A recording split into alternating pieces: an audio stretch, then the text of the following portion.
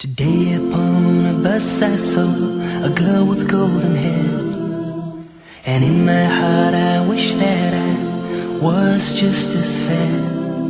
When suddenly she rose to leave, I saw her hobble down the aisle.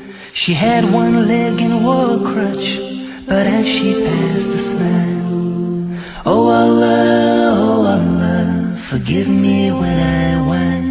I have two legs to walk upon, and the world is mine. I stopped to buy some candy, met a boy who had such charm. We talked, he seemed so happy, if I were late he'd do no harm. As I left he said to me, thank you, you've been so kind. It's nice to talk with folks like you.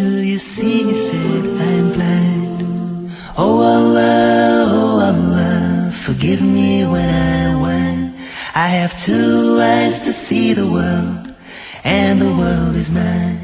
Later that day on my way, I saw a boy with eyes of blue.